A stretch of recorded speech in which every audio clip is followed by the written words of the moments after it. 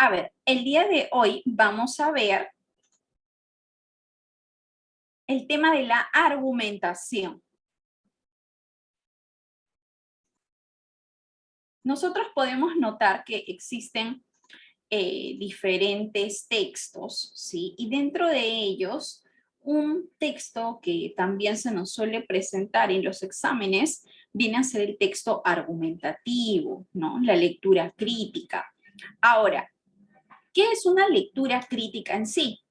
La lectura crítica puede definirse como el tipo de lectura que procesa la información de un texto con el objetivo de que el lector pueda evaluarla en toda su complejidad de modo que llegue a una comprensión cabal. Ahora, nosotros aquí tenemos que la lectura crítica nos permite desarrollar dentro de un vasto campo de posibilidades las siguientes acciones.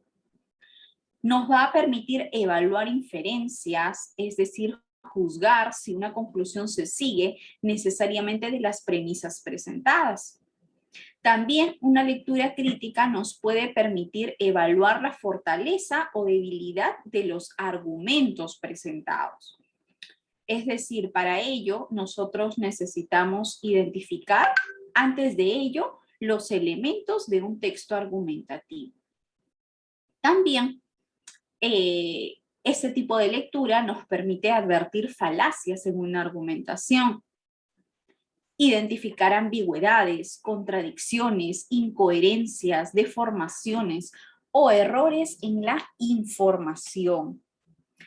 Entonces, también con ello nosotros vamos a poder identificar cuáles son argumentos correctos que nos pueden ayudar a sustentar o a sostener la tesis planteada.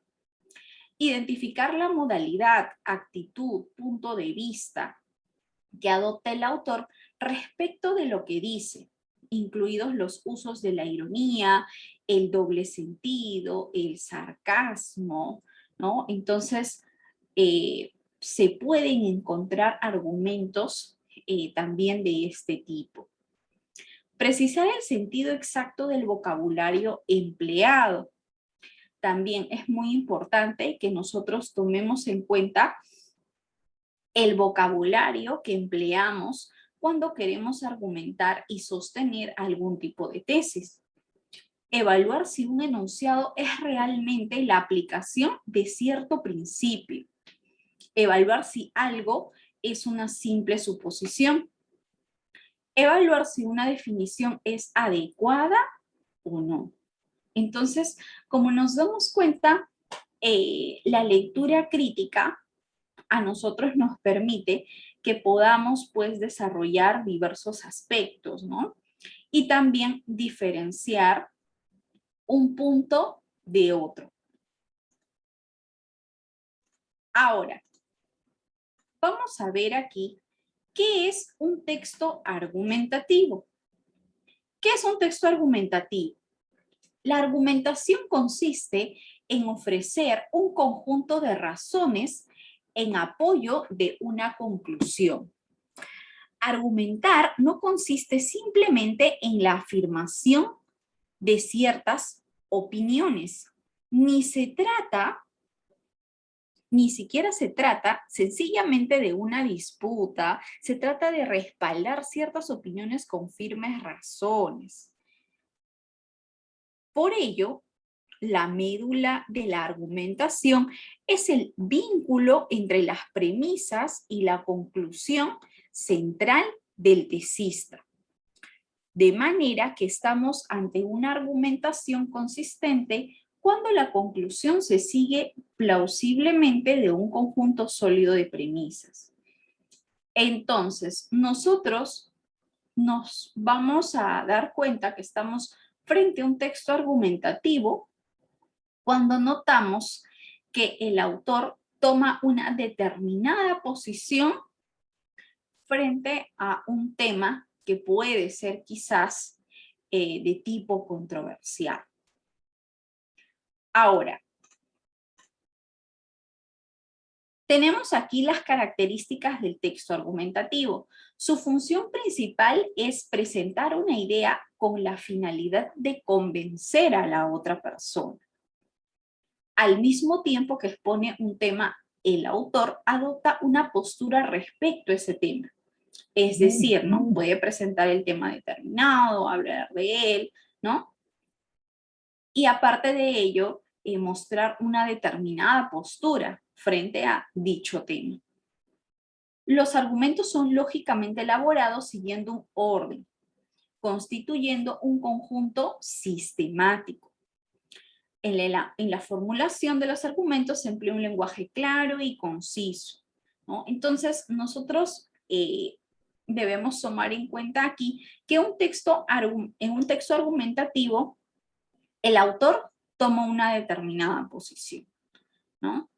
Quizás en algunos casos nosotros no vamos a encontrar alguna oración que diga sí estoy de acuerdo o no estoy de acuerdo con esto, pero podemos notar conforme a lo que el autor va mencionando si está o no de acuerdo con el tema presentado.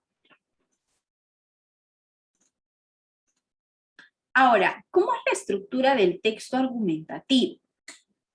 Toda argumentación se compone de una controversia, la posición o punto de vista y los argumentos.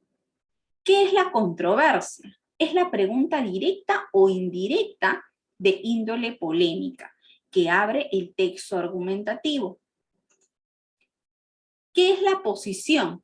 Es el punto de vista que el autor expresa en torno a la controversia. La posición puede ser del tipo probatio, que viene a ser a favor, o confutatio, que viene a ser en contra, ¿no? Entonces puede tomar cualquiera de las dos posiciones.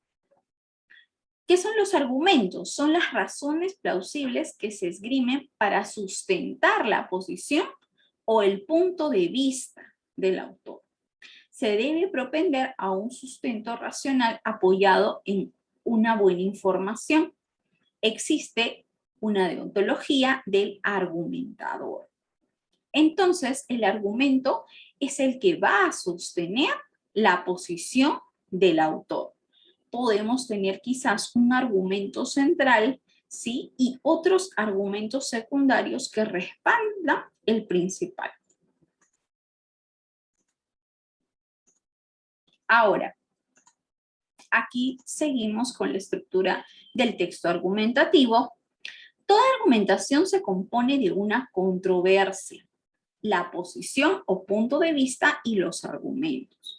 Entonces, tenemos para empezar la tesis. Todo texto argumentativo presenta tesis. ¿Y qué es la tesis? Viene a ser la idea fundamental que se defiende. Debe formularse de manera clara.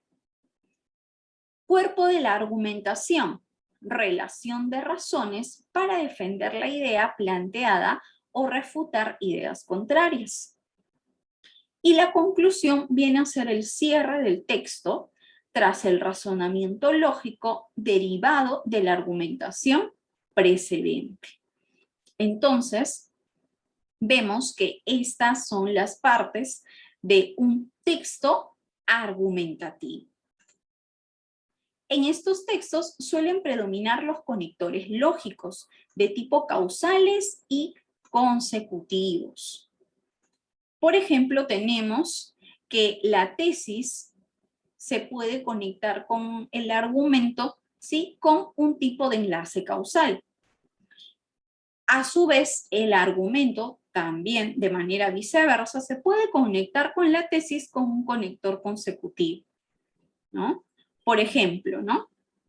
Si vemos un tema controversial, la legalización del aborto en el Perú. Puede haber personas que estén a favor y otras que estén en contra.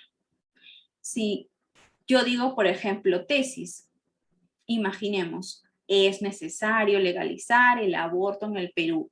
¿Por qué? Porque mi conector causal, esto evitaría la muerte de jovencitas en clínicas clandestinas, ¿no? Entonces, de esta manera, yo conecto tanto mi tesis con mi argumento. O puedo decir viceversa, ¿no? La muerte de jovencitas en clínicas clandestinas se puede evitar debido a la legalización del aborto en el Perú, o gracias a la legalización del aborto en el Perú, ¿sí? O para evitar ese tipo de muerte de jovencitas en clínicas clandestinas, se debería legalizar el aborto en el Perú, ¿no? Entonces, podemos encontrarlo planteado de diversas maneras, ¿no? Y no solamente quizás un argumento, sino el autor nos puede ir desarrollando en el texto más argumentos. Inclusive podemos encontrar ideas terciarias en las cuales puede estar expresado quizás un ejemplo específico, ¿no? Imaginemos que el autor se apoya en un modelo, un país que tenga un modelo similar al nuestro, ¿no? Imaginemos, ¿no? Me invento, ¿no? Puedo decir Chile. Chile ha aprobado el aborto en su país, ¿no? Y como este país tiene una estructura muy similar a la del Perú, por ello esta nación también debería aceptarlo, ¿no? Entonces, podemos encontrar quizás argumentos de ese tipo, ¿no? Apoyándose en una sociedad o un país que sea un tanto similar al nuestro, ¿sí? Entonces, recordemos aquí que las evidencias ayudan a que el argumento se refuerce, los hechos. Pero las opiniones van a ayudar a reforzar la tesis, pero de una manera muy débil, ¿no? Si yo digo, por ejemplo, ¿no? El aborto en el Perú se debería legalizar porque yo he visto, o porque se ha visto que muchas jovencitas han muerto en clínicas clandestinas.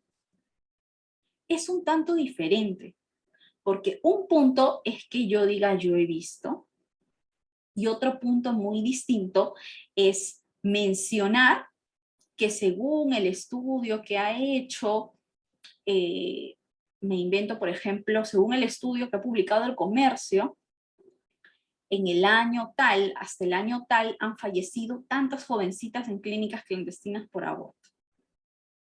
Ese es se podría decir, ese es un argumento completamente diferente, porque si yo me apoyo en un hecho verídico, comprobado, publicado por una entidad reconocida, ¿sí? Entonces eso ayuda a validar mi argumento. ¿Qué decir simplemente una opinión si es necesario? Porque yo he visto, porque yo lo digo, ¿no? Porque por ahí he escuchado, ¿no? ¿Sí? Entonces las opiniones pueden ayudar a reforzar, pero de una manera muy débil. ¿Qué ayuda a reforzar más un argumento? Un hecho verídico, un hecho comprobado, un hecho científico, ¿sí? Ahora, nosotros tenemos aquí tipos de estructura del texto argumentativo. Podemos encontrar las siguientes estructuras. Tenemos la analítica o deductiva. Primero se expone la tesis y a continuación los argumentos que la defienden. Va de lo general a lo particular, ¿no? Podemos tener aquí la tesis y posteriormente el argumento. En la llamada sintética o inductiva, se comienza exponiendo los argumentos y la tesis aparece al final del texto. Entonces vemos que aquí es de manera viceversa, de lo particular a lo general. Vamos del argumento hacia la tesis.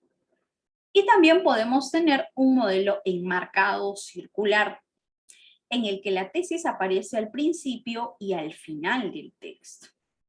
Es decir, primero aquí vemos la tesis, posteriormente el argumento y nuevamente se remarca la tesis. Sí, claro, pero no necesariamente igual como ha sido escrito al inicio, sino de una manera parafraseada, ¿no?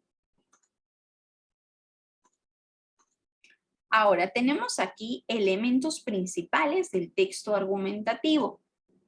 Encontramos la tesis, que viene a ser la idea principal de un texto argumentativo e implica un compromiso con el tema, una toma de posición a favor o en contra.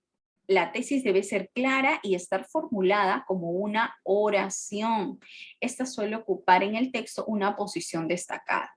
Siempre cuando uno lee el texto se debe preguntar por el tema, ¿no? El tema, ¿de qué está tratando mi texto? Ah, ya, trata de tal cosa, ¿no? El tema. Después del tema, si yo he notado que en este texto se está defendiendo algún tipo de posición, entonces estaré frente a un texto argumentativo. Y si es un texto argumentativo, entonces puedo identificar la tesis. ¿Cuál es la tesis? ¿Qué es lo que está defendiendo el autor? ¿No? ¿Estará a favor o estará en contra de este tema que se ha planteado? Las preguntas que puedes plantearte para determinar la tesis del texto son las siguientes. ¿Cuál es la posición del autor frente al tema tratado? ¿Qué opina el autor del texto sobre el tema en cuestión? ¿Cuál es la postura del autor del texto? Entonces, aquí notamos que cuando nos hacemos estas preguntas, podemos ubicar de una manera más sencilla la tesis del autor.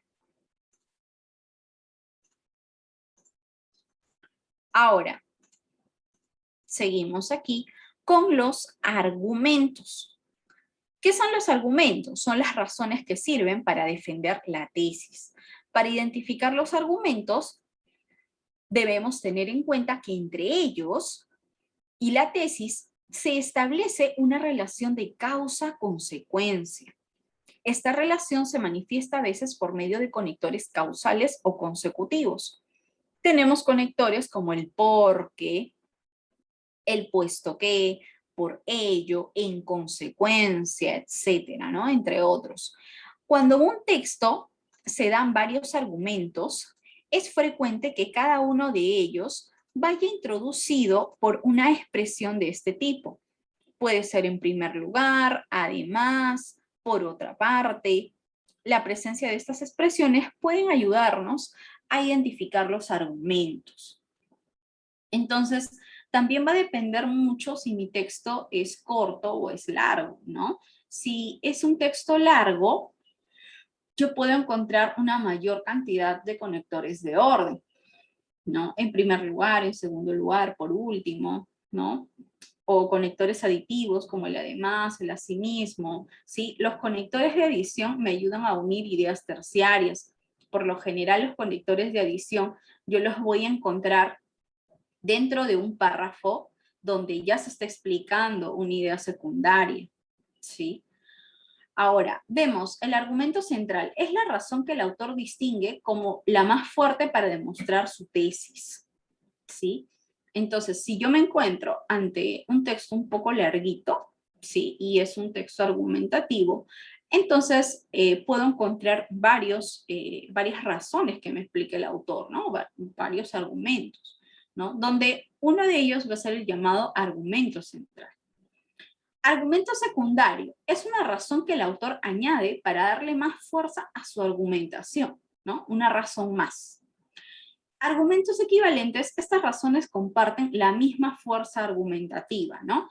Puede ser, imaginemos, si seguimos con el ejemplo del tema del aborto, ¿no? Imaginemos que se contó un caso, ¿no? Que se contó un caso acerca de fulanita Pérez.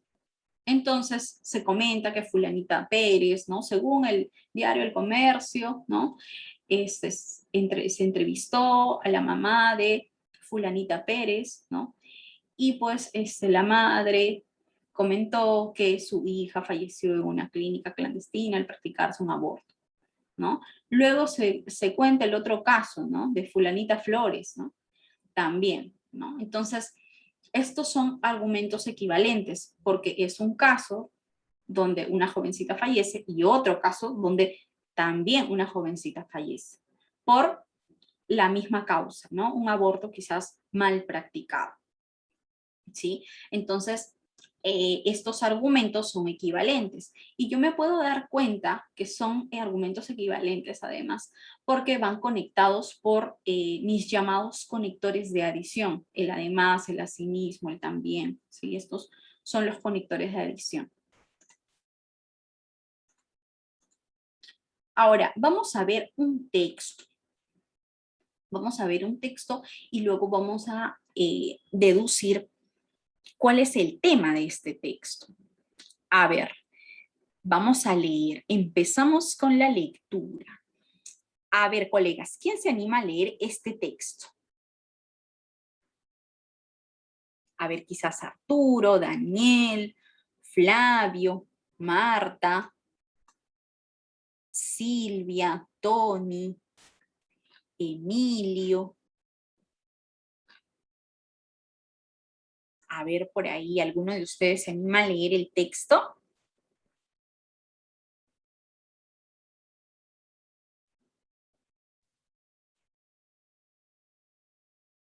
¿Alguno se anima, colegas? La ayudo, profesora. A ver, por favor, Marta, te escuchamos. A ver, dice, texto.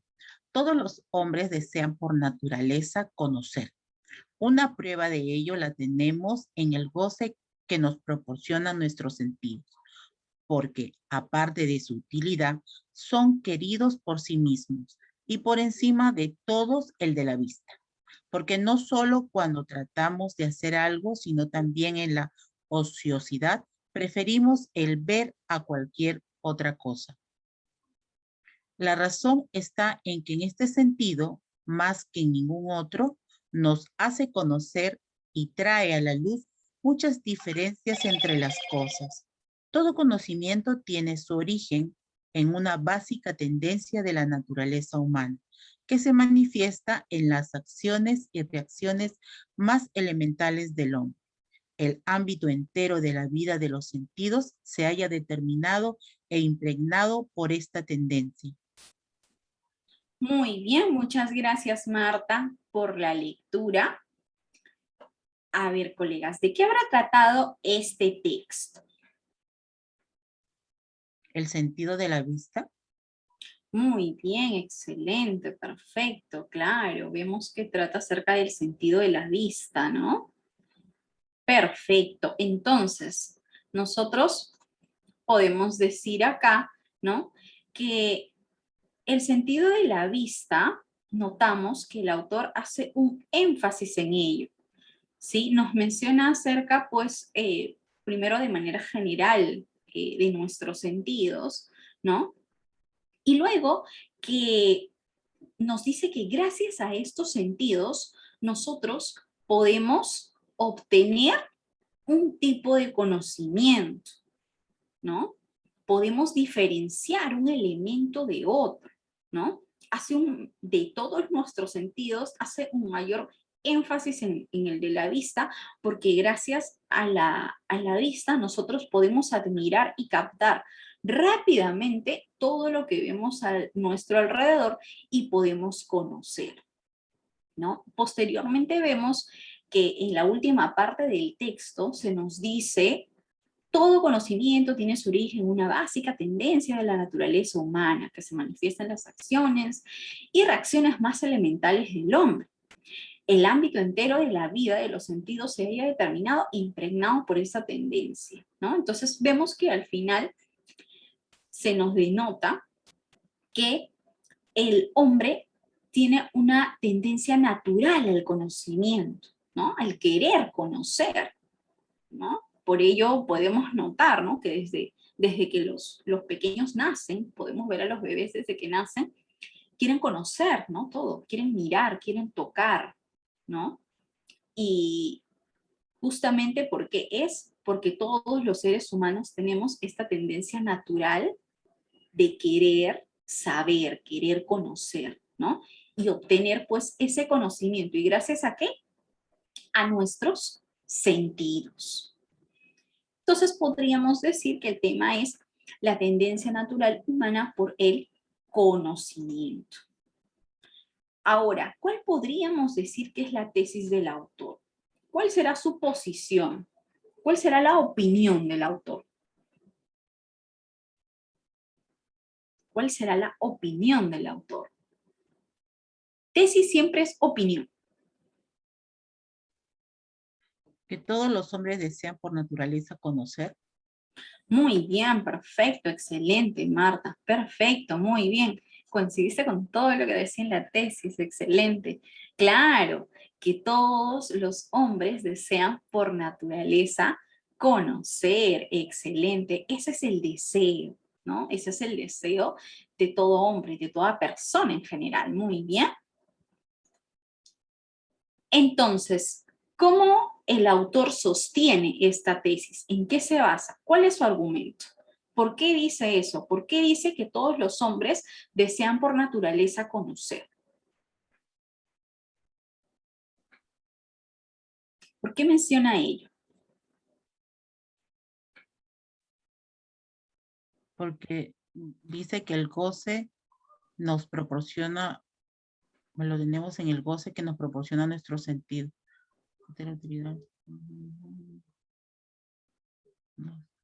Claro, nosotros podemos notar que este conocimiento uno lo obtiene por medio de nuestros sentidos, ¿no? Y hablábamos hace un momento que entre todos los sentidos, el autor hacía un mayor énfasis en la vista. Y es por ello que podemos decir que, ¿por qué el autor menciona que todos los hombres desean conocer por naturaleza? Porque este conocimiento justo el hombre lo puede obtener gracias a los sentidos y en especial a la vista, ¿no? Que es la que nos proporciona goce, ¿no? Justo la parte que estuviste leyendo, ¿no? Al inicio del texto, es lo que nos menciona. Muy bien, excelente, perfecto. Ahora, vemos aquí. Tenemos un texto un poquito más larguito. A ver, por ahí, dos personas que deseen leer el texto. A ver. Dos personas que se animen a leer el texto.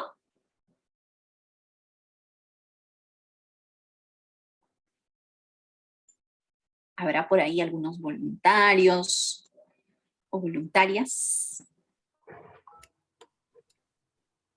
Yo, profesora.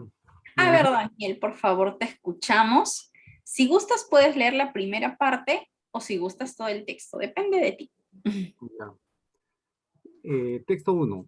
En agosto de 1945, en las ciudades japonesas de Hiroshima y Nagasaki, estalló una nueva amenaza para la humanidad. El 24 de julio de 1945, durante la conferencia de Potsdam, Alemania, el presidente estadounidense Harry Truman le dice al líder soviético Joseph Stalin que posee un arma de tal poder que para los japoneses podría significar una lluvia de destrucción desde el aire y que nada igual se ha visto en la tierra. El dirigente comunista escucha con atención, pero ignora de qué se trata. La era nuclear, en realidad, se había echado a andar 8 días antes de esa reunión cumbre. El 16 de julio, en un paraje conocido como Alamogordo, en Nuevo México, se llevó a cabo la primera detonación de prueba bajo la dirección del científico Julius Robert Oppenhauer. El resultado impresionante y aterrador representó el triunfo de las investigaciones iniciadas en total secreto en 1942, con el nombre clave de Proyecto Manhattan.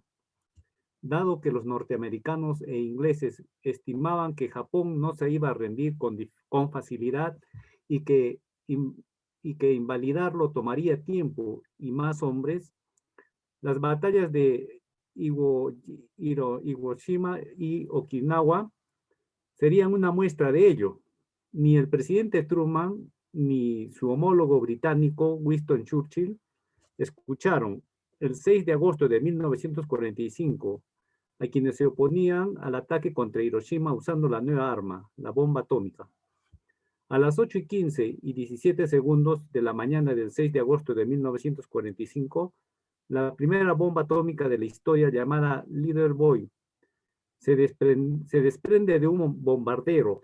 El blanco es la ciudad de Hiroshima, más exactamente un pequeño puente sobre el apacible río Ota. La nave se aleja velozmente del punto cero. La explosión se verifica 43 segundos más tarde. La caída libre y a una altura de 565 metros, Little Boy estalla y genera una energía equivalente a una carga de 20.000 toneladas de TNT. Instantáneamente, miles de seres humanos se desintegran. De quienes permanecen inmóviles, solo queda una sombra humana de partículas de carbón en el lugar. Muy bien, muchas gracias por la lectura, Daniel. A ver, colegas, ¿qué podemos entender del texto leído?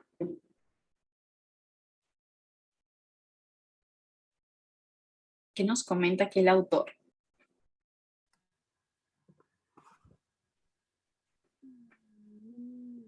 Podría ser el inicio de la guerra nuclear, ¿no? El inicio de la era de la guerra nuclear. Muy bien, excelente, Daniel, claro, ¿no?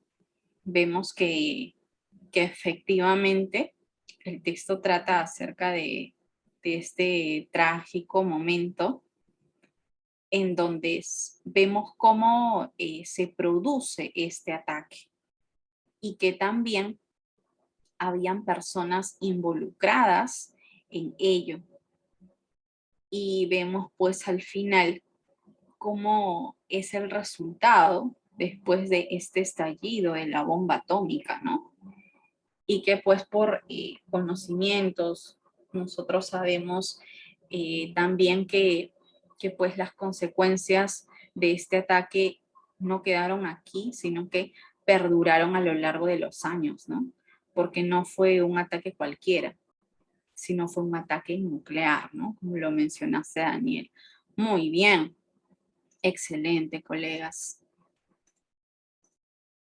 Ahora, tenemos una última parte del texto donde dice, otros miles logran sobrevivir unos pocos segundos para ser golpeados por escombros o sepultados por edificios que caen. Otros logran arrojarse a los ríos, pero estos están hirviendo. En la horrenda vorágine mueren 200.000 personas, la mitad de la población diurna de la ciudad. Desaparecen unos 60.000 edificios, fuegos dispersos se convierten en incendios mayores y la contaminación radioactiva inicia brutalmente su inhumana y silenciosa labor de provocar una muerte lenta. Harry Truman, el 33º presidente de Estados Unidos, es el único personaje de la historia moderna que tomó una de las más difíciles decisiones a las que nunca líder alguno se vio enfrentado: presionar el botón rojo para detonar una bomba atómica, el arma del juicio final. Truman es un personaje que merecía la condena de los hombres de paz. ¿Qué podemos notar en la última parte del texto?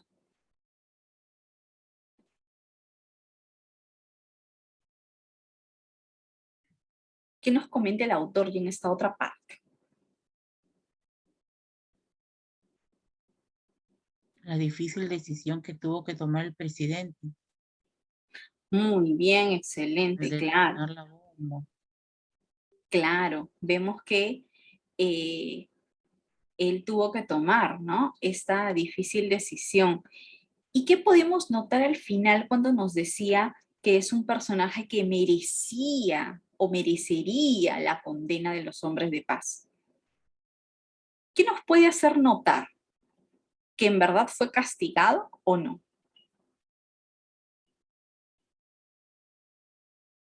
¿Qué podemos deducir de esta última parte del texto? Donde dicen Truman es un personaje que merecería la condena de los hombres de paz. Entiendo que el autor del texto no está de acuerdo con la decisión que tomó. Exacto, muy bien, claro, ¿no? Podemos notar esta posición del autor, ¿no? Que no está de acuerdo con la decisión que tomó Harry, ¿no? Y que debería o debió, porque esto ya sucedió hace mucho tiempo, ¿no? Que debió ser condenado, ¿no? Muy bien, perfecto. Ahora, vamos a resolver esta pregunta 1. Nos dice, en torno a la bomba atómica, el texto nos brinda algunas informaciones objetivas, es decir, los hechos, y algunas opiniones también. ¿Cuál de las siguientes opciones encierra un hecho, no una opinión? Para Harry Truman, decidir presionar el botón rojo debió de ser muy difícil. En la mañana del 6 de agosto de 1945 se lanzó la primera bomba atómica. Los norteamericanos pensaban que Japón no se iba a rendir con facilidad. A ver, ¿cuál podría ser aquí nuestra respuesta? Muy bien, Marta, excelente.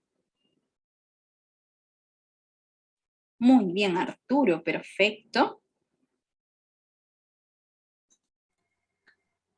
Muy bien, muy bien. Muy bien, Daniel, excelente, perfecto. Entonces tenemos que efectivamente es la B, ¿no? Muy bien. Vemos que la B nos dice en la mañana del 6 de agosto de 1945 se lanzó la primera bomba atómica. Vemos que efectivamente este sí es un hecho y no una opinión, ¿no? Muy bien, excelente.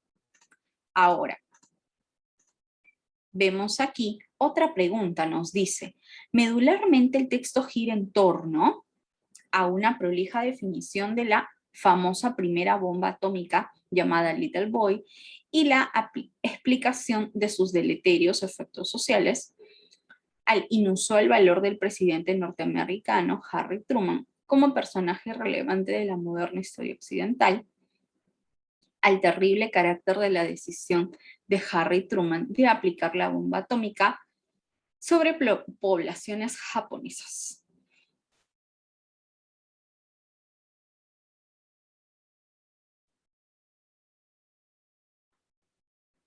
A ver qué podría ser aquí.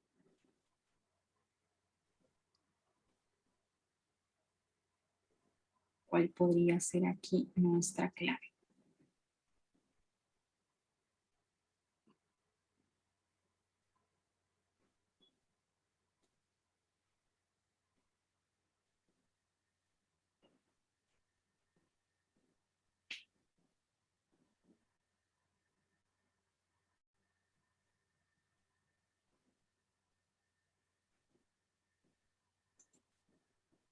Muy bien, excelente Marta, perfecto. ¿Quién más? ¿Quién más se anima a participar?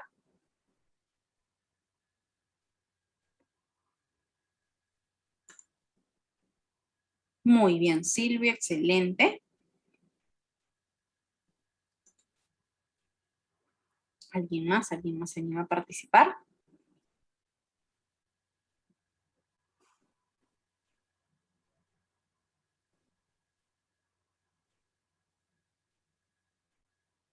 A ver, vemos. Y tenemos que efectivamente es casita. Uy, mi cuadrito se ha movido.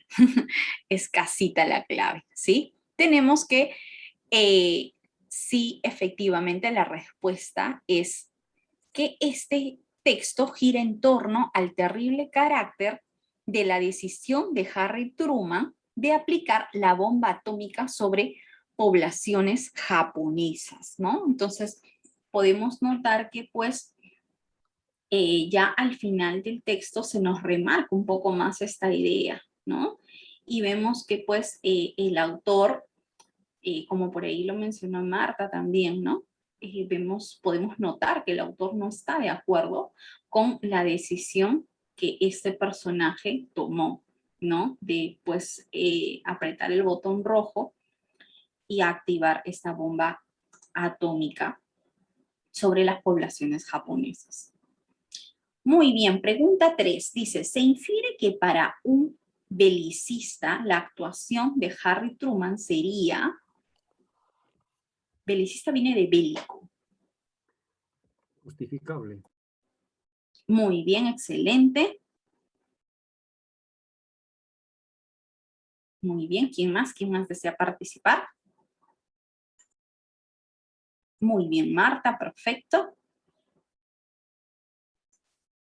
¿Alguien más? ¿Alguien más se anima? Muy bien, Silvia, excelente. Entonces tenemos, otra vez se movió mi cuadrito. Sí, es justificable, ¿no?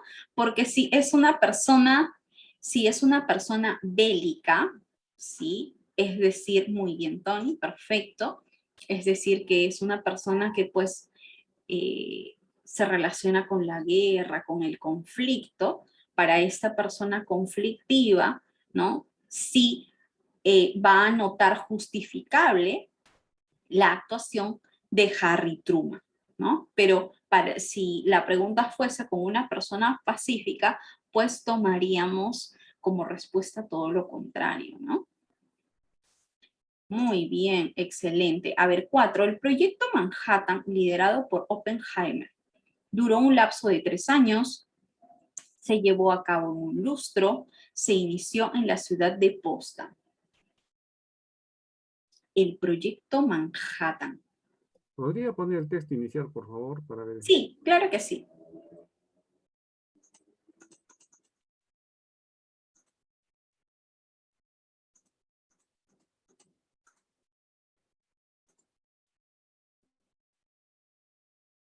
Aquí tenemos el texto.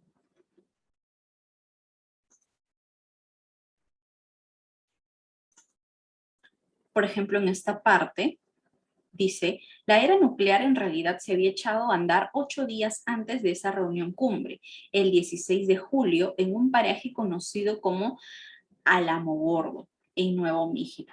Se llevó a cabo la primera detonación de prueba bajo la dirección del científico Julius Robert Oppenheimer.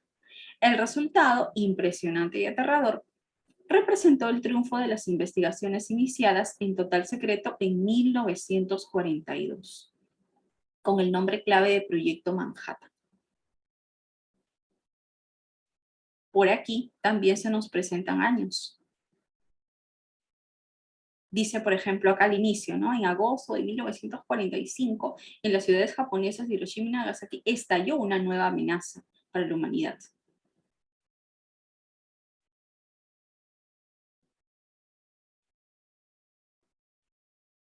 Entonces, ¿qué podemos notar?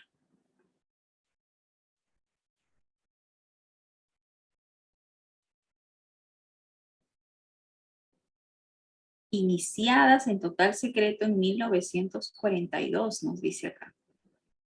Iniciadas en total secreto estas operaciones en 1942, ¿no? Y luego se nos dice, por acá se nos vuelve a remarcar, ¿no? Es más, nos da hasta la hora, los segundos, ¿no?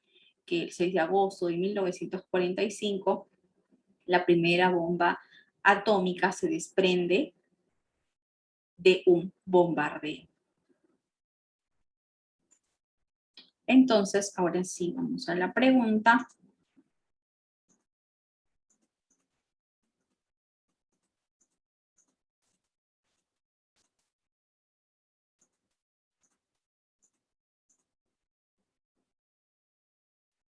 El proyecto Manhattan, liderado por Oppenheimer, duró un lapso de 3 años, se llevó a cabo en un lustro, se inició en la ciudad de Potsdam. ¿Cuál será nuestra respuesta? A ver.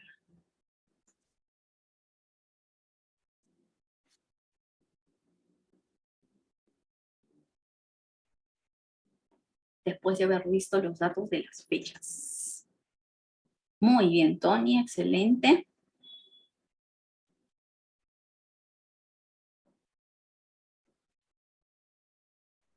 Muy bien, Silvia, perfecto.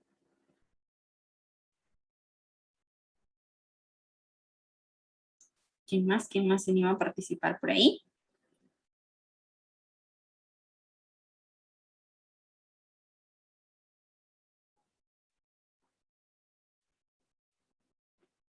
Entonces aquí el proyecto Manhattan, liderado por Oppenheimer, duró un lapso de 3 años, ¿no? Porque nosotros notamos que nos decía que este estallido se da Este estallido se da, voy a activar un poquito, acá está. Este estallido se da en 1945. Nos menciona al inicio del texto y aquí también nos vuelve a mencionar, ¿no? Y nos decía aquí que el resultado impresionante y aterrador representa el triunfo de las investigaciones iniciadas en total secreto en este año. Entonces, estas operaciones se iniciaron en 1942, ¿no? ¿Y cuál fue el resultado? El estallido de la bomba en 1945. Si restamos, nos va a dar el resultado de 3 años. Es por ello que nuestra respuesta es correcta, como por ahí ya me lo habían mencionado, ¿no? Y sale como clave A de avión. Muy bien, excelente.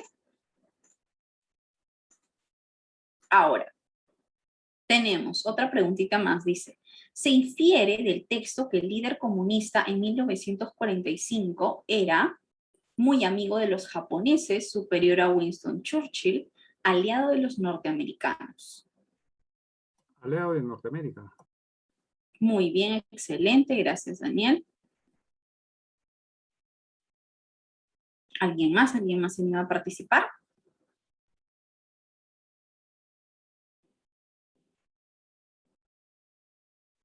¿Alguien más? ¿Alguien más por ahí?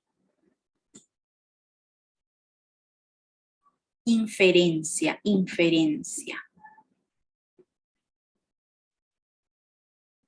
Inferencia, entonces vemos aquí que efectivamente, ¿no? Podemos inferir que este líder comunista era aliado de Norteamérica, ¿no?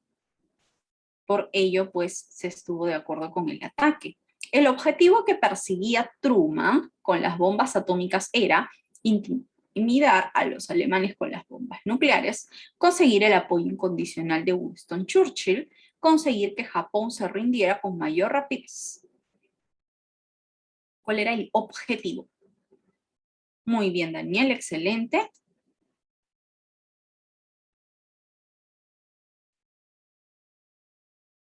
¿Quién más se anima a participar? Muy bien, Marta, perfecto.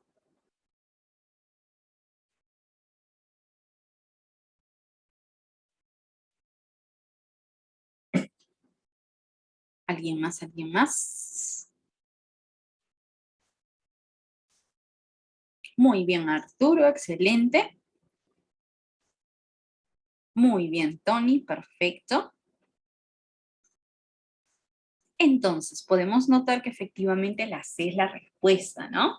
El objetivo que perseguía Truman con las bombas atómicas era conseguir que Japón se rindiera con mayor rapidez, ¿no? Imagínense a qué grado llegaron, a qué clase de ataque tuvieron que llegar para conseguir, pues, el rendimiento de Japón, ¿no?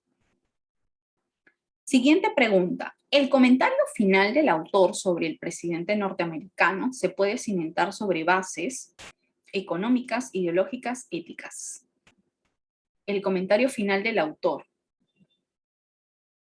en el que hice énfasis y dije sobre apretar el botón rojo. Si gustan, retrocedemos un poquito para revisarlo.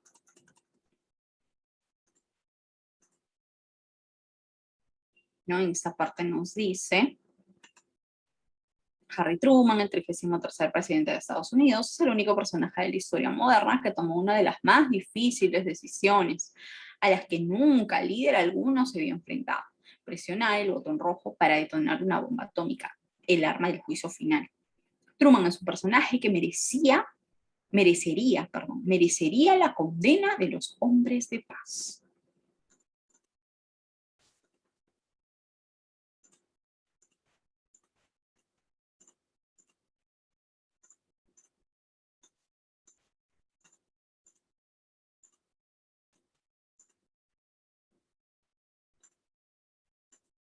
Muy bien, perfecto, muy bien Silvia, muy bien Marta, excelente. Entonces, efectivamente tenemos que es casita, ¿no? Se relaciona con la ética, ¿no? Con la ética, ¿no? Porque vemos pues ya que el autor vemos que es un tanto crítico, ¿no? Con la actitud de este personaje, debido a que, pues, por haber causado tanto desastre, no solamente que fue en ese momento, sino esas consecuencias, pues, se dieron hasta generaciones posteriores, ¿no? Él considera que ese castigo se debió dar, ¿no? Se debió dar y quizás con bastante rigurosidad. Y en ello, pues, ¿qué implica? La ética, ¿no? Muy bien, perfecto. Seguimos entonces, a ver, tenemos otro texto. A ver, otro texto. ¿Quién gusta leer este texto? Por ahí algún voluntario, voluntaria que desee leer el texto. A ver, ¿alguien por ahí se anima? Yo, profesora. A ver, por favor, Marta, te escuchamos. Texto 2. Para crecer, los niños necesitan sentirse seguros y autónomos, pero muchos padres desconocen las necesidades vitales de cada periodo. Se les exige mucho en ciertos aspectos y se les sobreprotege en otros. Muchos padres y madres suelen ser padres condescendientes, compañeros en lenguaje coloquial o superpadres. Pero ¿son padres y madres? No, son amigos o animadores sociales. Y si son perfeccionistas y tienen tiempo, profesores domésticos. Pero no siempre ponen límites a los afanes consumistas y expansionistas de sus hijos, a no ser que su bolsillo flaquee. Les violenta menos comprar un juguete o la maldita chuchería que repetir cada 3 minutos en un tono sereno que no pueden tener todo lo que ven. Muchos tienen criterio, lo que no saben es decir no sin enfadarse. Otros pasan en pocas horas de ser padres modélicos a sentirse víctimas. El modelo de padre y madre ha experimentado, varios cambios en los últimos años, pero algunos han perdido el guión en medio del viraje. En algunas familias, el padre o la madre son figuras desvaídas, fotocopias que podrían imantarse en la nevera junto a los recados urgentes. Juan, mañana tienes examen de matemática. Estudia, no seas vago. El papel de los padres es insustituible, pero a veces les resulta ingrato, grande, aplastante. Les cuesta ejercer y mantener cierta insobornable autoridad. Pero si ellos dejan de ser padres, sus hijos se quedan huérfanos y sin referentes. En el otro extremo o mezclado con este modelo amable se encuentran los superpadres, arquitectos mentales de completos currículos del futuro para sus vástagos. Pintura, música, baloncesto. ¿Qué más? Algunos parecen estar examinándose cuando juegan con sus hijos. ¿Lo están haciendo bien? Todo les parece poco. Todo por sus hijos, pero sin sus hijos. ¿Qué clase de niños quieren? En definitiva, son volubles e incluso adoptan ellos el papel de niños, haciendo como que lloran o imitando sus rabietas. ¿Qué autoridad muestra un adulto que actúa así? Algunos niños pueden pensar, ¿y este es el que me cuida? Muchas gracias por la lectura, Marta. A ver, ¿de qué ha tratado este texto? A ver, colegas, ¿de qué habrá tratado este texto? Que nos comente el autor aquí. ¿Cómo son los padres en la actualidad? Muy bien, excelente, claro, ¿no? Cómo son los padres criando a sus hijos actualmente, perfecto. ¿Qué nos menciona el autor? Los modelos de padres ¿Actualmente habrán cambiado o son iguales? ¿Se asemejan a los de la antigüedad? Totalmente distintos. Muy bien, perfecto, claro, ¿no? Si notamos que el autor nos dice que ha habido un gran cambio, ¿no? En la educación. ¿Y qué podemos notar acá? Al autor le parece bueno este cambio que se ha generado o no.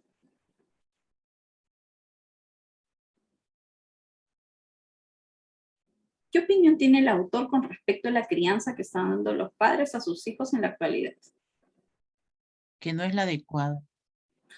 Muy bien, excelente, Marta, claro, ¿no? Podemos notar que el autor es un tanto crítico con esta crianza, ¿no? Entonces, se denota que no está de acuerdo con la crianza de los padres en la actualidad. Muy bien. Perfecto. Ahora, tenemos una partecita final que nos dice, por temor a ser autoritarios, nos da miedo decir no. Sin embargo, hay que poner límites a los hijos desde el primer minuto de vida. Luego cuesta más. A veces los padres se descuidan y el muchacho díscolo acaba en el juzgado. Claro que hay que poner límites claros y sencillos. Muchos niños no calculan bien las consecuencias de sus actos. No tienen perspectivas. Por ello es preciso establecer unas pautas y cumplirlas. Está demostrado que los niños que siguen unas normas crecen más seguros que los que carecen de ellas. Los que no las incorporan se vuelven más tiranos, no más seguros. Entonces, ¿qué podemos notar aquí en esta última parte del texto? ¿Qué nos menciona el autor?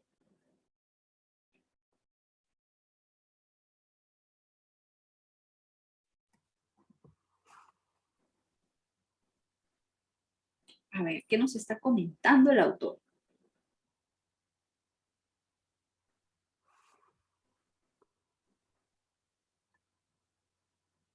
¿Qué tipo de consejo nos da? Que hay que establecer normas, límites con los chicos.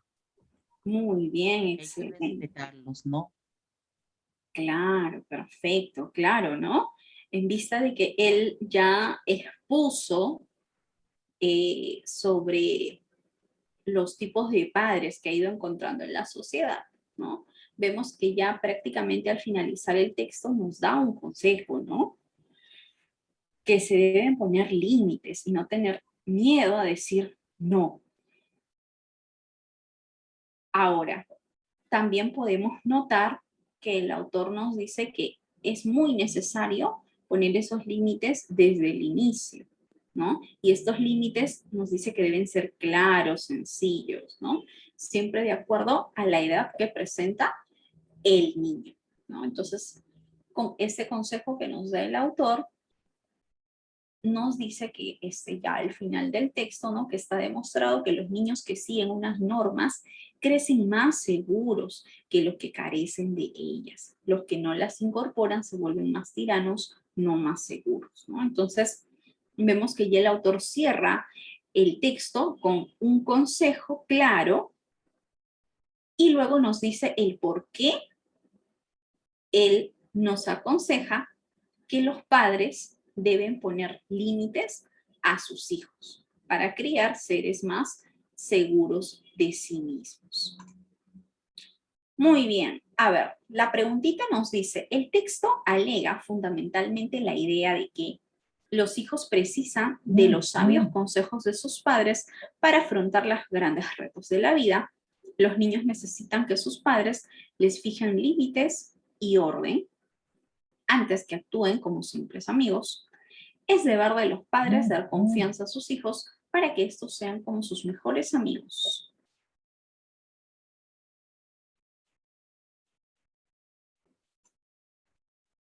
Muy bien, Marta, excelente. ¿Quién más? ¿Quién más se anima a participar?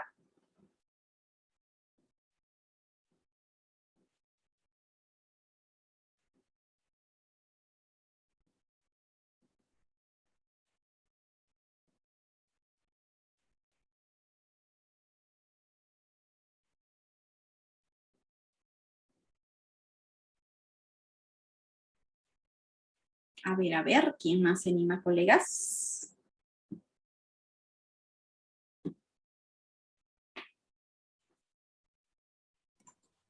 ¿Quién más? ¿Quién más? A ver, vemos. La B. Muy bien, excelente, perfecto. Gracias, Daniel. Y vemos que efectivamente la respuesta es la B, ¿no? Los niños necesitan que sus padres les fijen límites y orden antes que actúen como simples amigos, ¿no? Entonces podemos notar que al inicio del texto nos dice, ¿no? Que no solamente el padre debe decir que es el amigo del hijo, sino el padre se debe enfocar primordialmente en fijarle límites a sus hijos. Muy bien, a ver, vemos la otra pregunta, nos dice, en el texto condescendiente significa permisivo, sumiso o sensato. Vamos a ver el término condescendiente. Aquí lo tenemos en negrita. Dice, se le exige mucho en ciertos aspectos y se le sobreprotege en otros. Muchos padres y madres suelen ser padres condescendientes, compañeros en lenguaje coloquial o superpadres.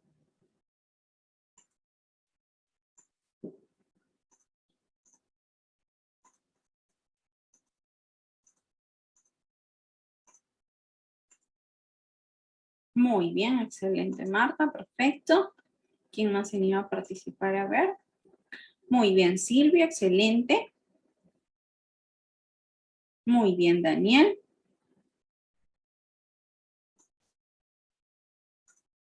Claro, podemos notar que efectivamente, muy bien, Tony, que la respuesta es la A, ¿no?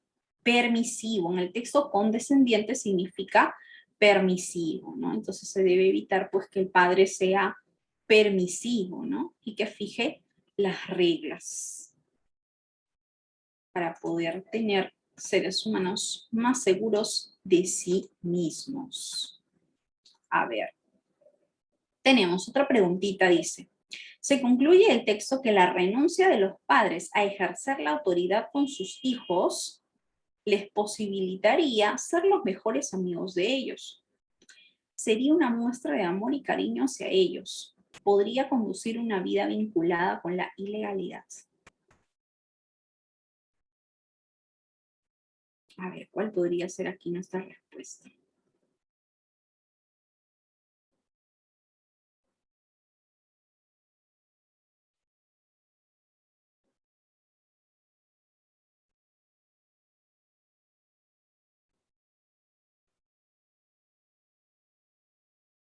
Según lo que nos menciona el autor.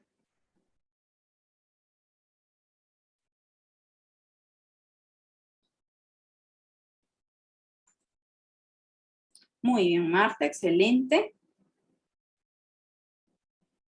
¿Quién más se anima a participar? A ver.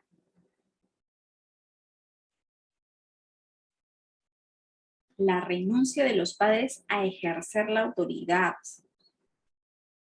La renuncia de los padres a ponerle reglas a los hijos.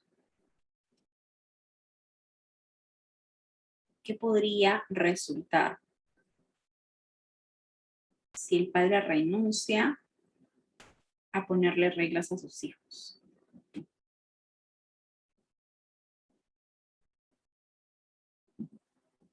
¿Qué nos puede resultar? A ver, ¿quién más se anima a participar? Muy bien, Tony, excelente.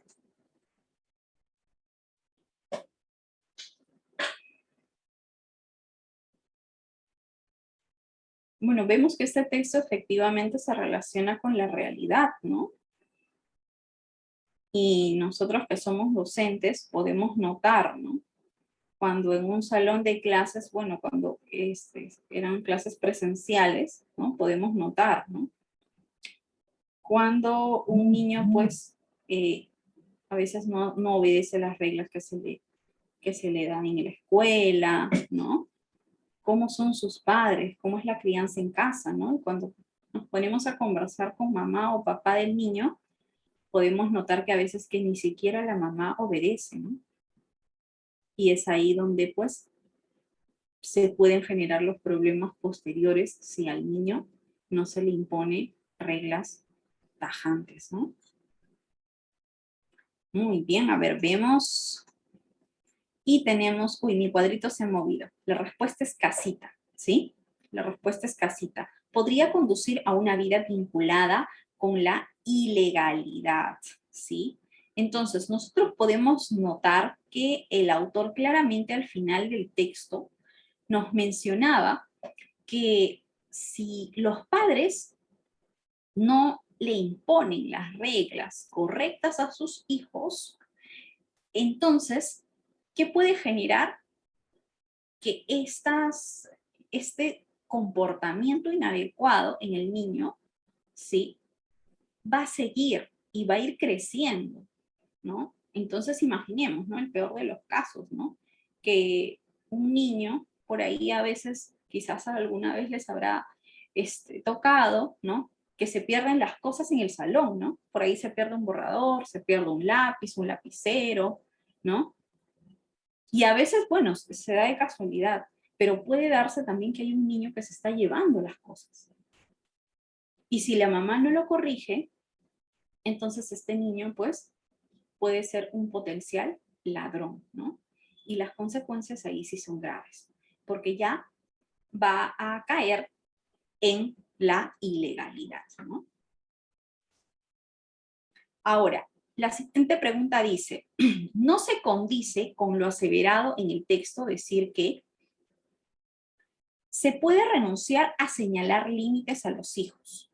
En algunas casas los padres son figuras débiles. Muchos padres no saben decir no sin enojarse.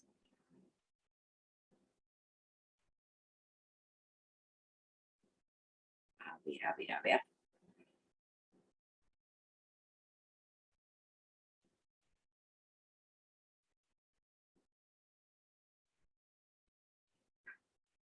¿Cuál podría ser la respuesta en la 11?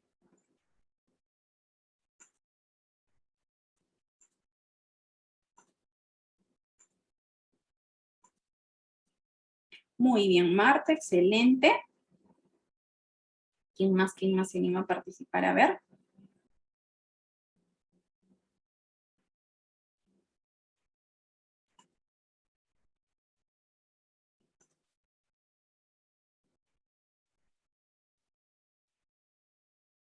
¿Quién más se anima a ver? Anímense, colegas, a participar.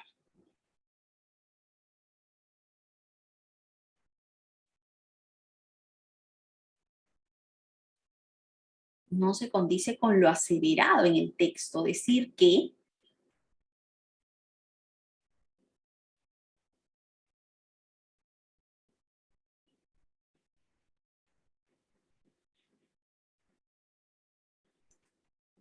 a ver, vemos. Y vemos que no se condice con lo aseverado en el texto, decir que se puede renunciar a señalar límites a los hijos, ¿no? Cuando vemos esta frase de no se condice, quiere decir pues que no es compatible, ¿no? ¿Cuál de estas ideas no es compatible con lo mencionado en el texto? Y vemos que esta idea es incompatible, ¿sí? Porque nos dice se puede renunciar a señalar límites a los hijos. Esta idea no es compatible porque el autor nos mencionaba que es necesario que los padres le pongan límites a los hijos. Eso es necesario, ¿no? Por ello decimos que la idea A es la que no compatibiliza con el texto. 12. Si los padres compraran todo lo que sus hijos les piden en el supermercado, se comportarían como superpadres verdaderos modelos. Podrían generar un pernicioso consumismo. Abandonaría el prototipo del padre condescendiente.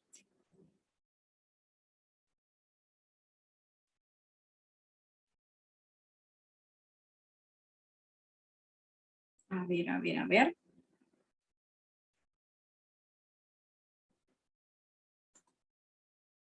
Muy bien, Marta, excelente. Muy bien, Silvia, perfecto.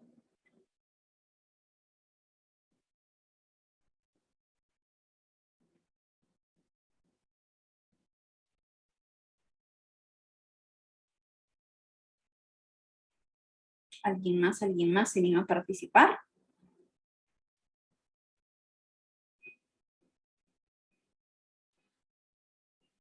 A ver. Y tenemos entonces que efectivamente la respuesta es la B. Uy, ¿qué ha pasado con mis cuadritos que se han movido?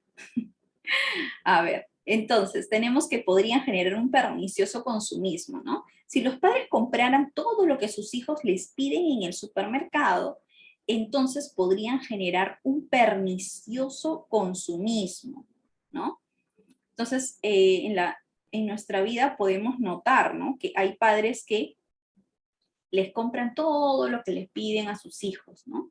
Y a veces en algún momento, y nos menciona en el texto, ¿no? ¿Qué pasa cuando ya llega un momento en que quizás el papá no tiene dinero, ¿no? O la mamá no tiene dinero? Entonces, puede resultar que le dicen al niño no, y pues este niño le puede hacer la rabieta, ¿no? Y a veces el papá o la mamá, por evitar este tipo de rabieta, accede y le compra este juguete, ¿no? Pero si no ha tenido dinero, pues va a pasar un mal momento, ¿no? Si es en la calle. Entonces, es aquí donde el padre o la madre que está con el niño en ese momento le debe enseñar a poner límites.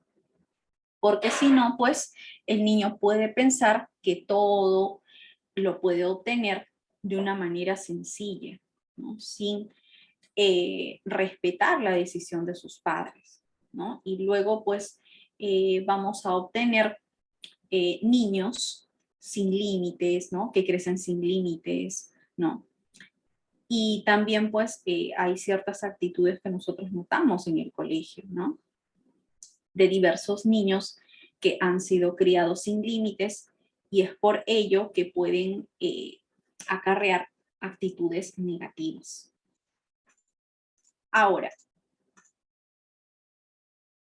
vamos a leer este otro texto.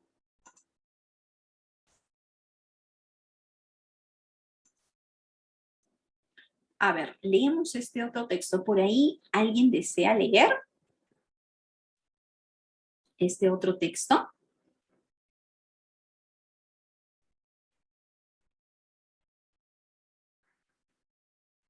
A ver, ¿alguien se anima a leer, colegas?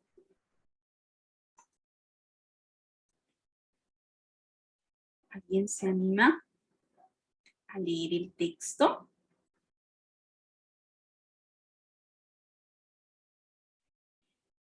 A ver, por ahí, ¿alguien se anima a leer? Nadie se anima a leer. A ver, voy a leer, ¿ya? Le ponemos mucha atención.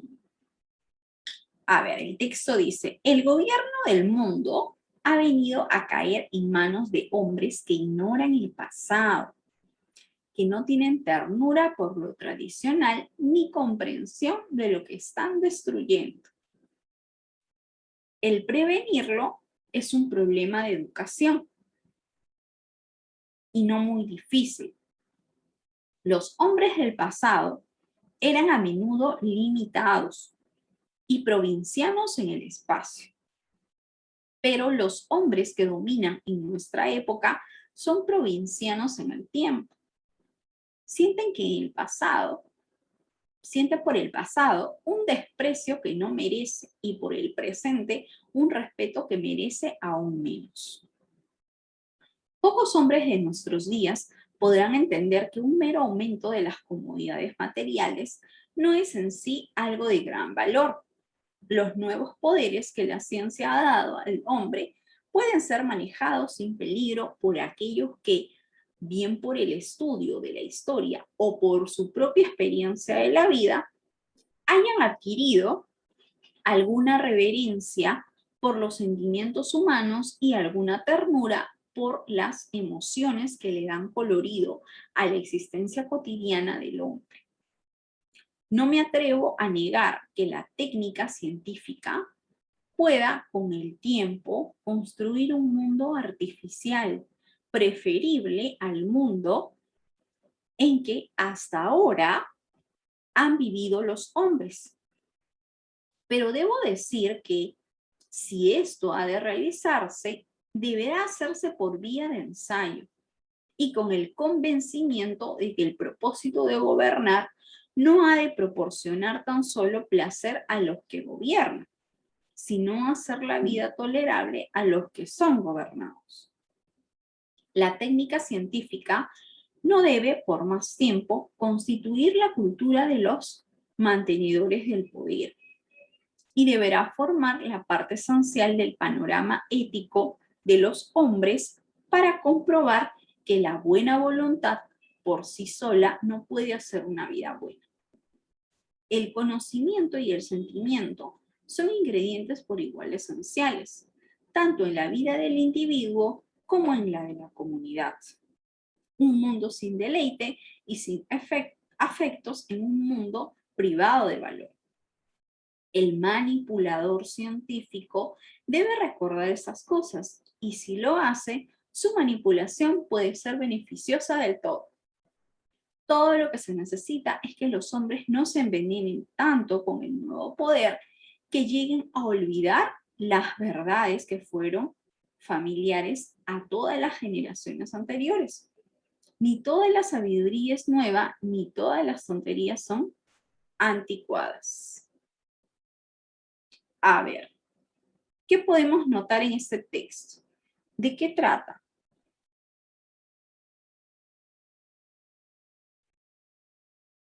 A ver, ¿de qué habrá tratado nuestro texto?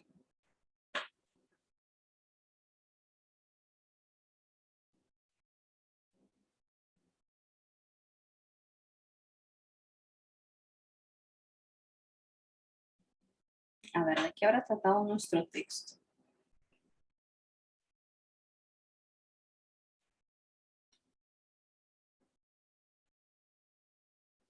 A ver, colegas, ¿de qué habrá tratado nuestro texto? ¿Qué nos menciona el autor aquí? ¿Qué nos quiere comunicar? Sobre la forma de gobernar de antes y ahora. Muy bien, excelente, Marta. Claro, ¿no? ¿Qué podemos notar aquí? ¿Cuál es la opinión del autor con respecto al gobierno actual? ¿El autor estará de acuerdo o no con los gobernantes, con la forma de gobernar de la actualidad?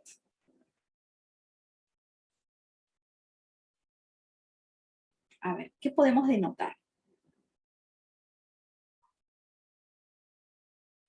No está de acuerdo. Dice que prácticamente han perdido ese valor, ese aprecio a la vida, ¿no? Muy bien, excelente, Daniel, claro, ¿no? Podemos notar que el autor nos menciona pues que está haciendo una crítica al gobierno o a la forma de gobernar en sí de la actualidad, ¿no? Nos dice pues que es necesario que se sienta un aprecio por el pasado y que se conozca también, ¿no? Y pues nos hace notar que pocas personas son las que conocen su pasado, ¿no? Y también se nos menciona al final, casi al final del texto, que las personas o los gobernantes deben poseer todos los conocimientos necesarios y actuar para que los gobernados deban ser los beneficiados, ¿no? Es decir, la gente del pueblo, ¿no? Muy bien, vamos a complementar nuestro texto con esta partecita. Dice, el hombre ha sido disciplinado hasta ahora por su sujeción a la naturaleza. Habiéndose emancipado de esta sujeción, muestra algunos de los defectos del esclavo que se convierte en amo.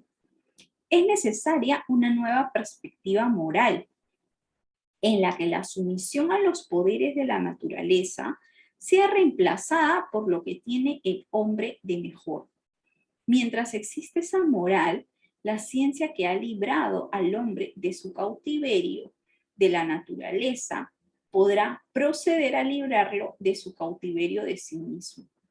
Existen peligros, pero no son inevitables. Y la esperanza en el futuro es, por lo menos, tan irracional como el temor. Entonces, ¿qué nos menciona el autor ya en esa parte final del texto?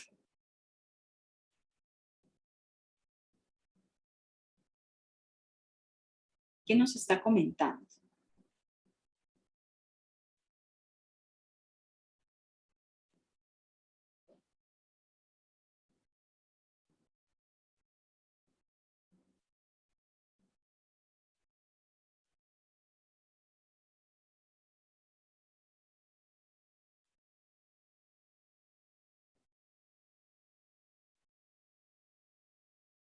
Cuando el autor aquí nos presenta, sí, esta metáfora, donde dice, muestra algunos de los defectos del esclavo que se convierte en amo.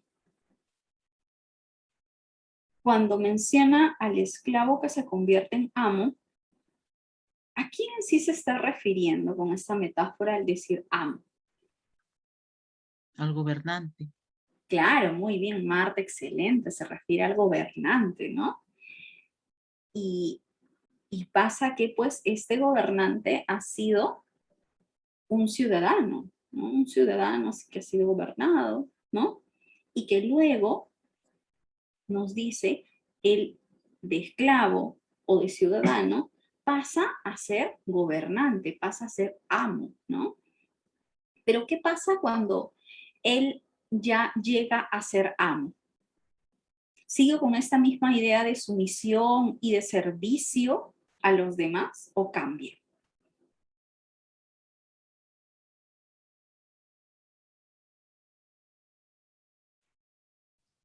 Cambia. Siente que Claro, se ha limitado. muy bien, perfecto, claro, notamos un cambio, ¿no? Este gobernante ya cambia su perspectiva, ¿no? Y su naturaleza debería de ser servir a los demás, ¿no? Y recordar cómo fue su posición cuando él también fue gobernado. Pero pues notamos que al final, cuando llega al poder, pues se olvida de todo ello, ¿no? Ahora, vamos a resolver la preguntita, dice, ¿cuál es la tesis que sostiene el autor del texto? Se debe mirar con optimismo el futuro porque la ciencia puede hacerlo todo. El poder de la ciencia no puede ser ajeno a una real sensibilidad moral. El gobierno del mundo ha caído en manos de personas inescrupulosas. ¿Cuál es la tesis? Muy bien, Marta, excelente. ¿Quién más se anima a participar? A ver.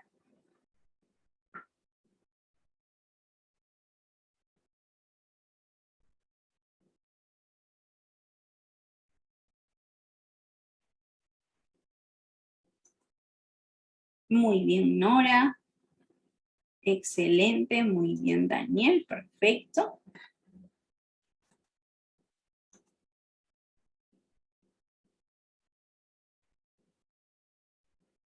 La tesis del autor. La opinión del autor. ¿Alguien más por ahí desea participar?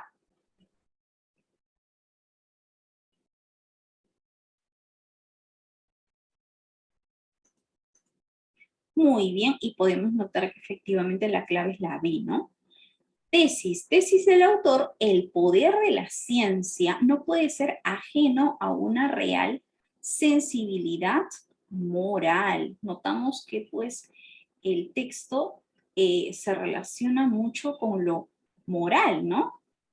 al final se nos menciona, dice, mientras exista esa moral, la ciencia que ha librado al hombre de su cautiverio de la naturaleza podrá proceder a librarlo de su cautiverio de sí mismo. Existen peligros, pero no son inevitables. Y la esperanza en el futuro es por lo menos tan racional como el temor, ¿no? Entonces podemos notar que efectivamente, pues el autor aquí al final está mencionándonos su tesis, ¿no? Está cerrando el texto con su tesis. A ver, aquí la preguntita 14 nos dice, el sentido de la palabra manipulador en el texto es embaucador, mendaz, retórico, técnico. Vamos a ver la palabra manipulador. Aquí la tenemos. Nos dice, si leemos una oración antes, el conocimiento y el sentimiento son ingredientes por igual esenciales, tanto en la vida del individuo como en la de la comunidad. Un mundo sin deleite y sin afectos en un mundo privado de valor.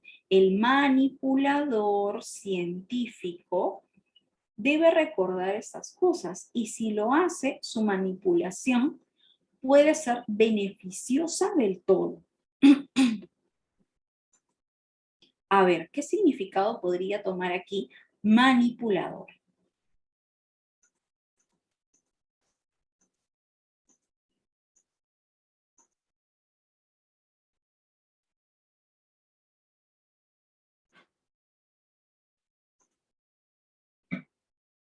¿Qué significado puede tomar? ¿Qué sentido puede notar este término? Embaucador, mendaz, retórico, técnico.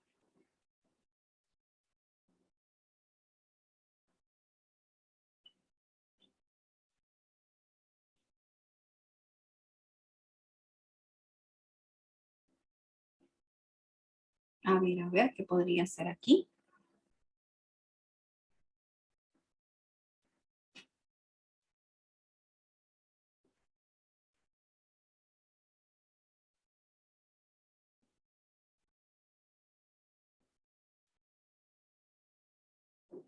¿Qué podría ser aquí? ¿Cuál podría ser aquí nuestra respuesta? Manipulador. Retórico. Muy bien, Marta, excelente. ¿Quién más se iba a participar? Muy bien, Daniel, perfecto. ¿Alguien más se anima por ahí?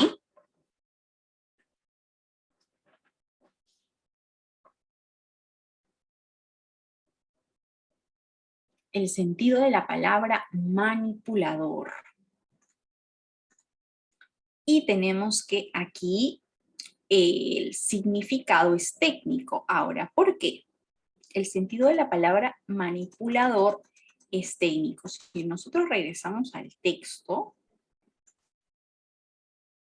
podemos ver que aquí nos dice, ¿no? El manipulador científico debe recordar estas cosas. Y si lo hace, su manipulación puede ser beneficiosa del todo. ¿A qué uno se refiere con decir manipulador científico? ¿Por qué técnico? Porque aquí se nos menciona antes justamente cuando nos dice recordar estas cosas. ¿Qué cosas? Que el conocimiento y el sentimiento son ingredientes por igual esenciales, tanto en la vida del individuo como en el de la comunidad. Un mundo sin deleite y sin afectos es un mundo privado de valor. Entonces, es necesario que estos elementos, tanto el conocimiento como el sentimiento, ¿sí?, estén dentro de una persona que desea manejar o desea, podríamos decir, desea gobernar también, ¿no? Porque el texto nos pone en varios momentos el ejemplo del gobernante. ¿Qué pasa cuando una persona que gobierna posee conocimiento y a la vez sentimiento? Entonces es ahí donde la persona puede actuar y puede tener técnicas que en verdad puedan hacer o generar el buen sentir a los gobernados. Porque ¿cuál es el propósito? El propósito es que los gobernados se puedan sentir bien con este gobernante que acaban de elegir. Pero ¿qué pasa? Nos dice el texto, ¿qué pasa cuando el gobernante ya llega al poder? Puede tener quizás el conocimiento, pero no el sentimiento. O a veces, peor aún, a veces quizás no tiene ninguno. No tiene ni conocimiento ni sentimiento. Entonces, he ahí el dilema. O puede tener sentimiento, pero si no tiene el conocimiento, también va a haber un problema. Entonces, es por ello que el autor constantemente nos menciona este ejemplo, ¿no? Para entender un tanto, se podría decir, esta metáfora de cómo podría ser en verdad un gobernante y qué debe poseer para que en verdad los gobernados puedan sentirse plenos, ¿no? Y que pues su vida sea tolerable, ¿no? Como nos menciona también el autor aquí en el texto. Ahora, entonces, bueno, ya tenemos justo un último texto, pero como ya hemos llegado al momento final, justo ya es las 8, el profesor Julio debe estar por ahí seguramente presente. Sí, ya ingresó el profesor. Entonces, voy a pasarles igual el link del material del PPT que hemos desarrollado el día de hoy, para que ustedes también puedan repasar este último texto, ¿sí? Al igual que los demás textos que hemos visto el día de hoy. Bueno, es un último material básicamente de léxico, ¿sí? Muy bien, colegas, nos vamos a quedar hasta aquí el día de hoy. Fue un gusto haber compartido este espacio con ustedes y ya nos encontraremos en la siguiente sesión. Muchas